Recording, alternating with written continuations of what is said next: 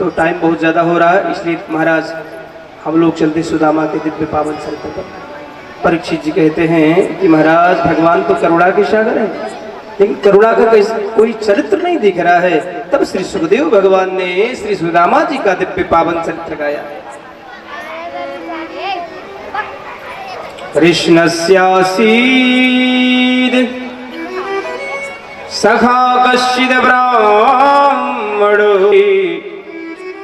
कीजिए हरि का भजन, दौलत से क्या काम री। केवल हरि का भजन करो, ये दौलत तो हमें पागल बना देगा, भगवान से बिछोह करा देगा। माया में पड़ करके परमात्मा को, उस नारायण को, उस कृष्ण को, अपने सखा को हम भूल जाएंगे। और को धन चाहिए, ब्राह्मण को धन भिक्षा सही, धन धाम के भवजाल में भूल जाते हैं भगवान को भी। तब सुशीला जी कहती है, प्रभु ये तो उनके लिए है जो ब्रह्मचारी हैं, जिनकी आगे पीछे कोई नहीं है। आप तो गृहस्थ आश्रम में हैं, और गृहस्थ आश्रम वाले मालिक स्वामी को दोष लगता है अगर पुत्र भूखे मरे, अपने पुत्र को शिक्षा ना दे सके, छोटे छोटे बालक भूखे मरे, उनको दोष लगता है। आंखों में आंसू भरी बोली सुशीला, फिर तभी वस्त्र भूषण कीमती नहीं चाहती मैं कभी। बहुत नहीं मिले, लेकिन जीवन प्रवाह, जीवोपार्जन के लिए, जीवन प्रवाह के लिए कुछ तो चाहिए। जीवन जिससे नौका चले जाए उसके लिए थोड़ा सा चाहिए। अन्न मोटा वस्त्र मोटा में सदा निर्वाही, कम से कम जीवन बिताने के लिए कुछ चाहिए।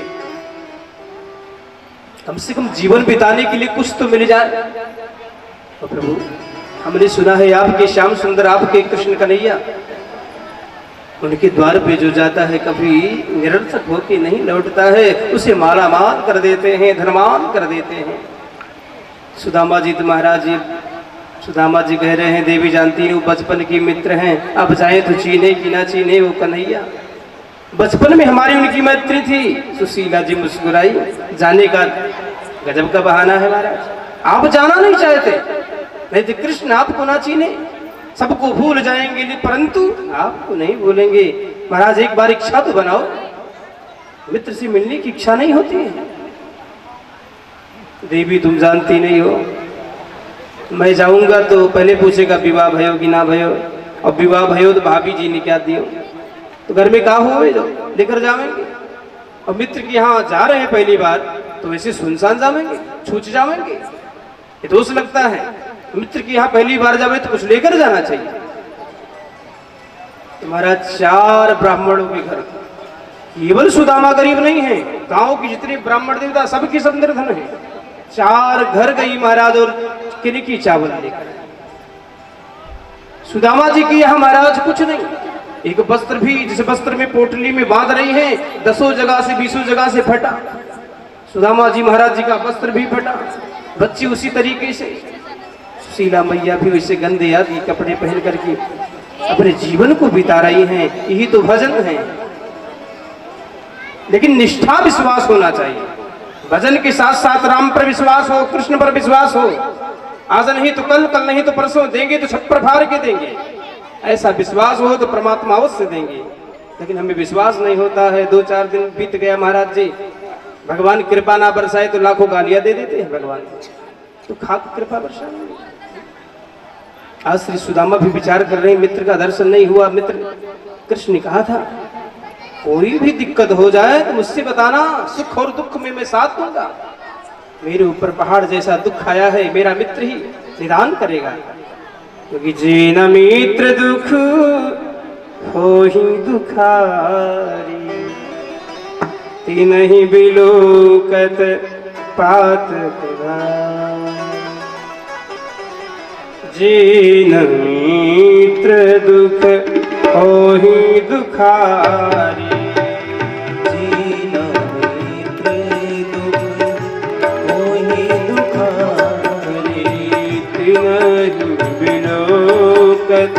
पातक भाई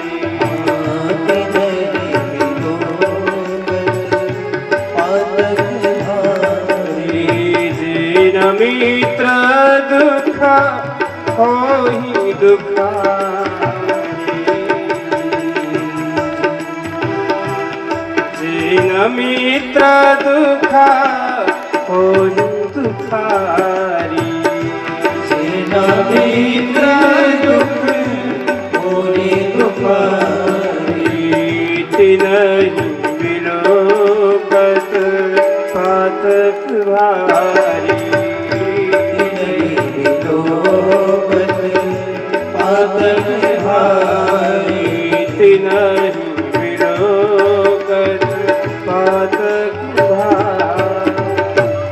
जो मित्र के दुख में दुखी नहीं होता उसे देखने से पाप लगता है। उसने कहा था सुख और दुख अगर पड़ जाए तो मेरे पास आना, मित्रता मैं निभाऊंगा। कृष्ण ने कहा था अगर कुछ ना दे अयम ही परमो लाभ, दर्शन का लाभ प्राप्त होगा अगर हम कृष्ण के पास जाएंगे। लेकिन देवी में जानता ही नहीं कहाँ उसका घर है। मैं जानती हूँ द्वारिका में विराजमान रहता है। चार घर से आते किनकी चावल लेकर के पोटली में बांध दिया। सुदामा जी की कछु ना होवे महाराज, श्री सुदामा जी महाराज जी तंडुल लेकर के पोटली लेकर के चल देते। याचित्वा चतुर्मुष्टि विप्रान पृथुगतण्डुलान् शैलखण्डेन तान् बद्ध्वा भद्रे प्रादातपायनम्।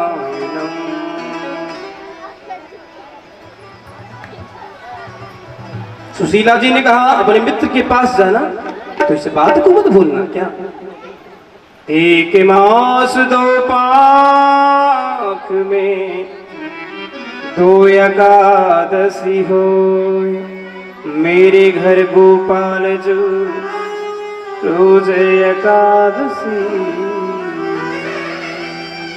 श्री सुदामा जी महाराज जी इच्छा करके प्रकट करके चल देते हैं और उस कृष्ण कन्हैया का याद करते हैं।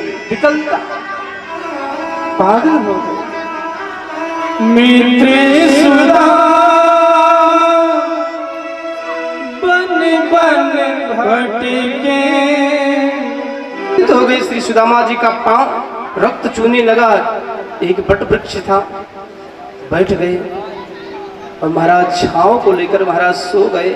उनके अंदर एक अभिलाषा था कि द्वारिका हम पहुंचे, लेकिन कैसे पहुंचेंगे। लेकिन हमारे गोविंद के कृपा के प्रसाद ने आज द्वारिका में पहुंचा दिया। नीति घोली महाराज तो पथिक जा रहा था। सुदामा जी पूछते भैया मैं द्वारिकाधीश जानना चाहूँगा, द्वारिकाधीश कहाँ हुए, द्वारिकापुरी कहाँ हुए और द्वारिकाधीश कृष्ण कन्हैया कहाँ मिलेगा। पथिक तो घबरा गया कि बाबा जी किसको पूछ रहे हैं, कि कन्हैया कौन हुए। सुदामा जी बोले भैया उनका बचपन का नाम तो श्री कृष्ण हो। उछल पड़ा, हमारे स्वामी का नाम ऐसे लिया जाता है। अरे अकारण करुणा वरुणालय गोवत्स पद्यपालक तड़जित विनिंदित पीतांबरधारी प्रभु श्री बाल कृष्ण।